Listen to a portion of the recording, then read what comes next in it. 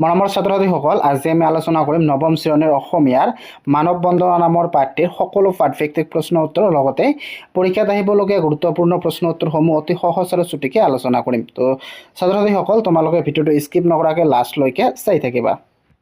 তো এতিয়া আমি প্ৰশ্ন উত্তৰখিনি আলোচনা কৰিম। ভাব বিষয়ত 1 নম্বৰত কি কৈছে, চমু উত্তৰ লিখা। ইয়াৰ ক নম্বৰ প্ৰশ্নত কি কৈছে, মানুহেই পৰস্পৰ বোলা কথাষাৰৰ অৰ্থ কি? তো ইয়াৰ উত্তৰ তোমালোকে লিখিবা, মানুহেই পৰস্পৰ বোলা কথাষাৰৰ অৰ্থ হ'ল মানুহেই সকলো জীৱতকৈ শ্ৰেষ্ঠ পৰম সত্য। তো ইয়াৰ অৰ্থটো কি? তো তোমালোকে এইখিনি লিখিলে হৈ যাব, মানুহেই সকলো জীৱতকৈ শ্ৰেষ্ঠ পৰম সত্য।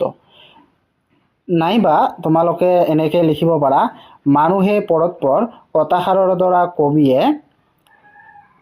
বুজাব বিচাৰিছে যে জীৱ হিচাপে মানুহ সকলোতকৈ শ্ৰেষ্ঠ, মানুহৰ ওপৰত আন কোনো শ্ৰেষ্ঠ জীৱ নাই। তো তোমালোকে এনেকৈ নাইবা এনেকৈ লিখিব পাৰা, দুটাতে তোমালোকৰ যিটো সুবিধা হয় তোমালোকে লিখিবা। কাৰণ মোক বহুতো ছাত্ৰ ছাত্ৰীয়ে কৈ থাকে যে দুটাকৈ এনচাৰ লৈ আহিবা। তো আজি মই দুটাকৈ এনচাৰ লৈ আনিছোঁ। তাৰপিছত কুৱেশ্যন খত কি কৈছে, মানুহক মায়াবী জীৱ বোলাৰ অৰ্থ কি?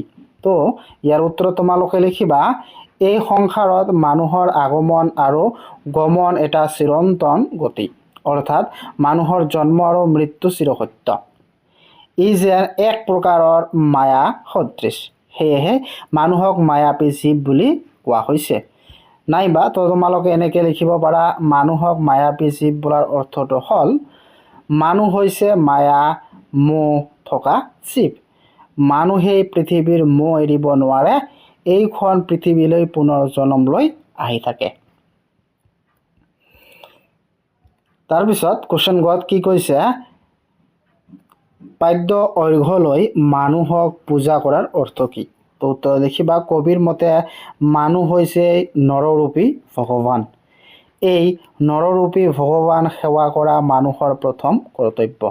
মানুহক সেৱা কৰাটোৱেই হৈছে প্ৰকৃত ধৰ্ম।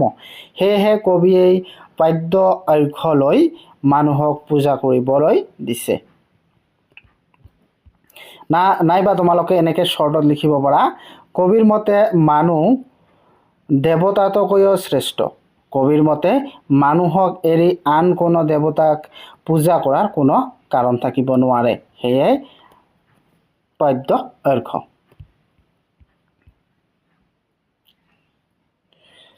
তাৰপিছত 2 নম্বৰ কুৱেশ্যনত কি কৈছে, মানৱ বন্দনা কবিতাটিৰ সাৰাংশ তোমাৰ নিজৰ কথাৰে লিখা। তো তোমালোকৰ কাৰণে একেবাৰে উত্তৰটো চুটিকৈ আনিছোঁ। তো তোমালোকে এনেকৈ লিখিবা, কি প্ৰতিমাৰ খনিকৰ কবি চন্দ্ৰকুমাৰ আগৰৱালাদেৱে মানৱ বন্দনা কবিতাটিত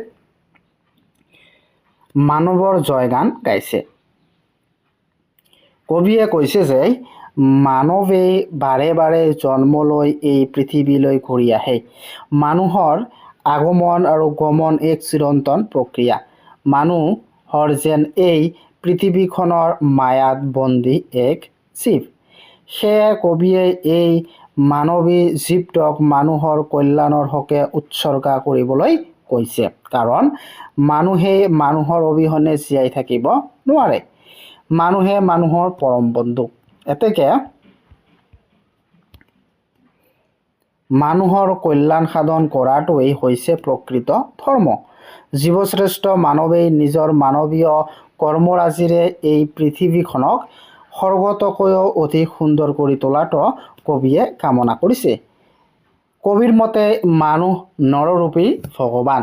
এই নৰৰূপী ভগৱান সেৱা কৰা মানুহৰ প্ৰথম কৰ্তব্য। সেয়ে কবিয়ে পদ্য অৰ্ঘ্যলৈ মানুহক পূজা কৰিবলৈ কৈছে।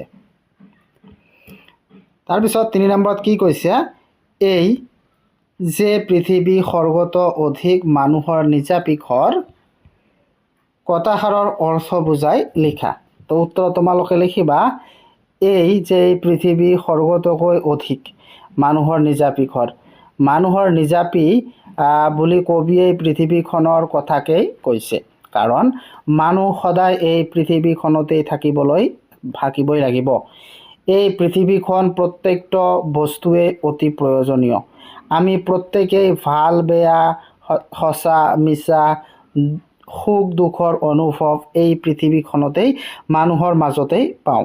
সেয়েহে মানৱক ভাল পোৱা কবিয়ে এই পৃথিৱীখনক স্বৰ্গতকৈও অধিক সুখৰ আলয় আৰু মানুহৰ প্ৰকৃততেই নিজৰ ঘৰ বুলি কৈছে। তাৰপিছত 4 নম্বৰ কি কৈছে, তাৎপৰ্য ব্যাখ্যা কৰা। ইয়াৰ ক'ত কি কৈছে, মানৱী জনম দিয়া উঠুৱাই মানৱী কৰম সতেই মানুহৰ মৰম বুজিবা মানুহেই ধৰম যে মৰমতেই।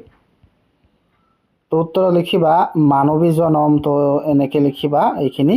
তো কি লিখিবা, উক্ত কবিতা ফাঁকি আমাৰ পাঠ্যপুথিৰ অন্তৰ্গত পুথিমাৰ খনিকৰ কবি চন্দ্ৰকুমাৰ আগৰৱালা দেৱৰ মানৱ বন্দনা নামৰ কবিতাটিৰ পৰা তুলি দিয়া হৈছে বা তুলি লোৱা হৈছে। মানুহৰ পাৰস্পৰিক মৰম চেনেহৰ জৰিয়তে যে এই মৰমতেই সৰগৰ সুখ লাভ কৰিব পাৰি, সেই কথাকেই কবিতা ফাঁকিত প্ৰকাশ কৰিছে। মানৱতাবাদী কবিয়ে কবিতাটিত মানৱৰ জয়গান গাইছে। কবিতাটিত কবিয়ে এই মানৱী জনমটোত মানুহৰ সেৱাতে ব্ৰতী হ'বলৈ উপদেশ দিছে। মানুহৰ মাজত মৰম চেনেহৰ আদান প্ৰদানৰ জৰিয়তে মানুহে এই ধাৰতেই স্বৰ্গৰ সুখ লাভ কৰিব পাৰিব। মানুহৰ মাজত থকা পাৰস্পৰিক মৰমকেই কবিয়ে প্ৰকৃত ধৰ্ম বুলি কৈছে। তাৰপিছত খ, মানুহেই দেৱ মানুহেই সেৱ মানুহবিনে নাই কেৱ। কৰা কৰা পূজা পদ্যৰ্ঘলৈ জয় জয় জয় মানৱ দেৱ।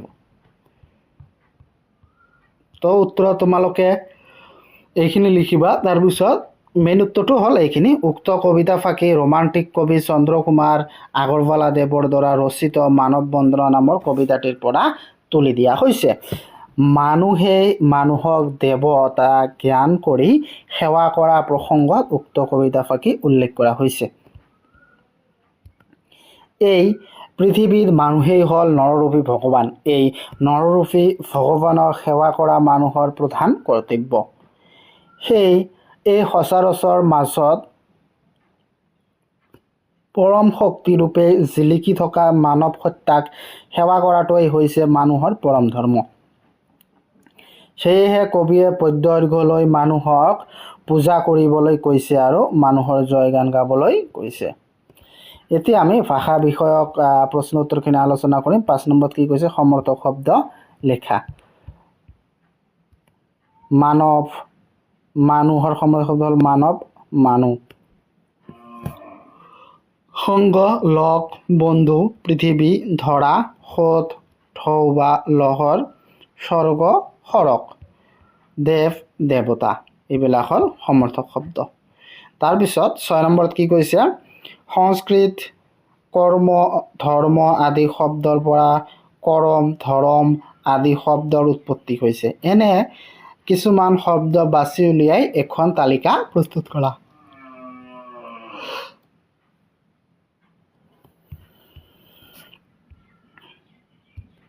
ধৰ্ম ধৰম, কৰ্ম কৰম, মৰ্ত্য মৰদ, দেৱ দেৱতা।